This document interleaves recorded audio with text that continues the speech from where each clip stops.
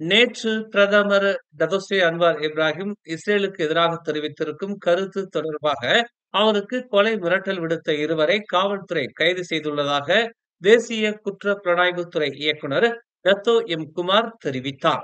பலமான இஸ்ரேலை அன்வார் எதிர்த்தால் அன்வாரின் வீட்டை இஸ்ரேல் தாக்க வேண்டும் என்று ஐ ஃபேக்டோரியல் எனும் எக்ஸ் கணக்கின் உரிமையாளரையும் சோங் காத் ஜி எனும் எக்ஸ் கணக்கின் உரிமையாளரையும் கைது செய்திருப்பதாக டத்தோ எம் குமார் கூறினார்.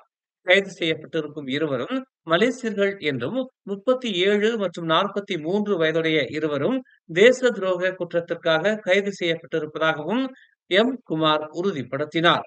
முதல் நபர் 2 நாட்கள் தடுப்பு காவலிலும் மற்றொருவர் 4 நாட்கள் தடுப்பு காவலிலும் தடுத்து வைக்கப்பட்டிருப்பதாகவும் அவர்களிடம் மேலதிக விசாரணைகள் மேற்கொள்ளப்பட்டு வருவதாகவும் டத்தோ எம் குமார் விளக்கம் அளித்தார்.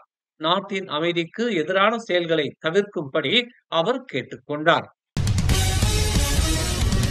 தலைநகரில் காவல்துறையின் வழக்கமான சோதனையில் இருந்து தப்பிக்க முயன்ற ஹைலக்ஸ் வாகனம் சாலையில் உள்ள மற்ற வாகனங்களை மோதி சேதப்படுத்தியது. நேற்று பிற்பகல் 2:45 மணிக்கு தலைநகர் ஜலான் செராஸில் காவல்துறையின் சோதனையை மீறி சந்தேகத்திற்குரிய வாகனம் 9 வாகனங்களை மோதி தப்பிக்க முயன்ற போது பொதுமக்களாலும் காவல் அதிகாரிகளாலும் மடக்கி பிடிக்கப்பட்டதாக செராஸ் மாவட்ட காவல்துறை தலைவர் ஐடில் போல்கசான் தெரிவித்தார். இச்சம்பவத்தில் 9 வாகனங்கள் பாதிக்கப்பட்டிருப்பதாக தெரிய வந்துள்ளது. சம்பந்தப்பட்ட ஐலக்ஸ் வாகனத்திலிருந்து திருடப்பட்ட கேபிள்களும் கேபிள் வெட்டும் உபகரணங்களும் பறிமுதல் செய்யப்பட்டதுடன் வாகனத்தில் இருந்த 3வரை காவல்துறையினர் கைது செய்திருப்பதாகவும் அவர் கூறினார். கைது செய்யப்பட்ட 3வரும் 30 முதல் 40 வயதுக்கு உட்பட்ட உள்ளூர் ஆடவர்கள் என்று முதற்கட்ட விசாரணையில் தெரிய வந்துள்ளது. கைது செய்யப்பட்ட 3 மீது பல்வேறு திருட்டுச் சம்பவங்களில் முன்னதாக ஈடுபட்டிருந்த குற்றச்சாட்டும் உள்ளதை காவல்துறை உறுதிப்படுத்தியது. 3வரையும் மேலதிக விசாரணைக்காக 4 நாட்கள் தடுப்பு காவலில் வைக்கப்பட்டிருப்பதாகவும் ஐடில் போல்கசான் கூறினார். பள்ளி மாணவர்களை துன்புறுத்தும் வழக்குகளை மறைப்பதாக கண்டறியப்பட்ட எந்த ஒரு தரப்பினர் மீதும் கல்வி அமைச்சு கடுமையான நடவடிக்கை எடுக்கும் என்று கல்வி அமைச்சர் ஃபத்ரினா சிடேக் தெரிவித்துள்ளார். படுகொலை வழக்குகளை மறைப்பதற்காக கண்டறியப்பட்ட எந்த ஒரு நிர்வாகி, ஆசிரியர், மாநில கல்வித்துறை அல்லது மாவட்ட கல்வி அலுவலகம் மீதும் அமைச்சு தீர்க்கமான நடவடிக்கை எடுக்கும் என்று அவர் கூறினார். கல்வி நிறுவனங்களில் நிகழும் எந்த வகையான கொடுமைப்படுத்துதல் உடனும் தாங்கள் சமரசம் செய்ய மாட்டோம் என்று அவர் இன்று நாடாளுமன்றத்தில் நடந்த கேள்வி பதில் அமர்வின் போது இதனை தெரிவித்தார். ஷா ஆலம் செக்ஷன் 24 உள்ள ஒரு பட்டறையில் நேற்று இரவு ஏற்பட்ட தீ விபத்தில் 37 கார்கள் மற்றும் 7 மோட்டார் சைக்கிள்கள் எரிந்து நாசமாகின. சிலாங்கூர் தீயணைப்பு மற்றும் மீட்புத்துறை செயல்பாட்டு உதவி இயக்குனர் அமாட் முக்லிஸ் முக்தார் இரவு 11:31 மணிக்கு அவசர அழைப்பு வந்ததாக தெரிவித்தார். ஷா ஆலம் மற்றும் ஜெலுத்தோங் நிலையங்களில் இருந்து 3 தீயணைப்பு இயந்திரங்கள் மற்றும் ஒரு தண்ணீர் டேங்கர் உதவியுடன் 21 தீயணைப்பு வீரர்கள் சம்பவ இடத்திற்கு அனுப்பப்பட்டனர். அவர்கள் வந்தவுடன் 50க்கு 100 சதுர அடி அளவுள்ள பட்டறையாக மாற்றப்பட்ட ஒரு கட்டடம் தீயில் மூழ்கி இருப்பதை கண்டனர். அதில் தோராயமாக 90 விழுக்காடு எரிந்து நாசமாகி இருந்தது. கட்டிடத்தில் யாரும் சிக்கவில்லை. ஒரு பட்டறை ஊழியர் ஒரு வாகனத்தை நகர்த்த முயன்ற போது அவரது கைகளில் தீ காயங்கள் ஏற்பட்டன. அவரது குடும்ப உறுப்பினர்கள் அவரை மருத்துவமனைக்கு கொண்டு சென்றதாக முக்லிஸ் இன்று ஒரு அறிக்கையில் தெரிவித்தார். தீ விபத்துக்கான காரணம் இன்னும் விசாரணையில் உள்ளது என்று அவர் கூறினார். அரசாங்க உதவிகள் இனத்தின் அடிப்படையில் வழங்கப்படவில்லை என்றும் தேவையின் அடிப்படையில் ஒதுக்கப்படுவதாகவும் பிரதமர் டதோஸ்ரீ அன்வார் இப்ராஹிம் இன்று நாடாளுமன்றத்தில் தெரிவித்தார். 13வது மலேசிய திட்ட தீர்மானத்தை தாக்கல் செய்த அன்வார் மலாய்க்காரர்கள், சீனர்கள், இந்தியர்கள், சபா மற்றும் சராவாக்கின் பூமி புத்ரா, ஒராங் அஸ்லி, பெண்கள், மாற்றுத்திறனாளிகள் மற்றும் இளைஞர்கள் உட்பட அனைத்து குழுக்களும் தங்கள் தேவைகளுக்கு ஏற்ப பயனடைவதை உறுதி செய்வதில் மடானி அரசாங்கம் உறுதி பூண்டுள்ளது என்று அவர் கூறினார். சமூகங்கள் முழுவதும் ஆதரவு வழங்கப்படுவதாக கூறி இந்த விஷயத்தை இன ரீதியான விவாதமாக மாற்றுவதை தவிர்க்குமாறு அவர் எச்சரித்தார். இந்திய சமூகத்தில் உள்ள ஏழைகளுக்கு மலாய்க்காரர்களிடையே உள்ள ஏழைகளுக்கு உதவுவது போலவே இந்த நாட்டில் இன்னும் பெரும்பான்மையான ஏழைகளுக்கும் உதவிகள் வழங்கப்படுகிறது. ஆனால் ஒரு குழு பெறுகிறது, மற்றவர்கள் புறக்கணிக்கப்படுகிறார்கள் என்று கூறி பிரிவினையை தூண்டுவது தவறு என்றும் இது ஒரு தவறான கருத்தை உருவாக்குகிறது என்றும் அவர் கூறினார்.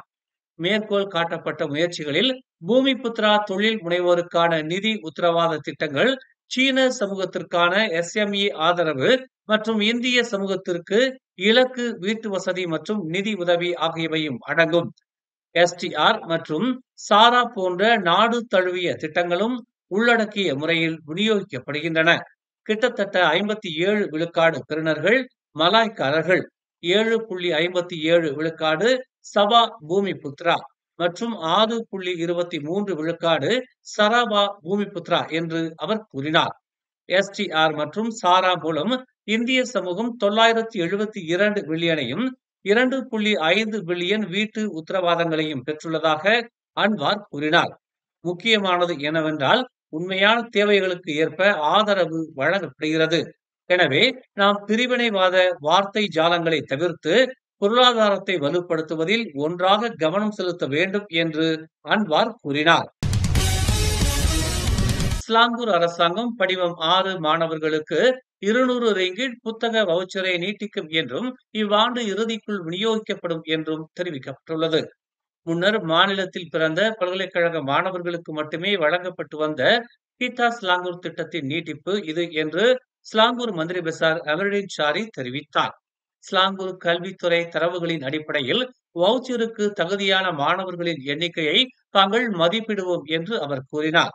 கணிசமான தேவை இருந்த போதிலும் வவுச்சர் முன்பு ஸ்லாங்கூர் மாணவர் சங்கம் மூலம் ஸ்லாங்கூர் மாணவர்களுக்கு மட்டுமே வழங்கப்பட்டது.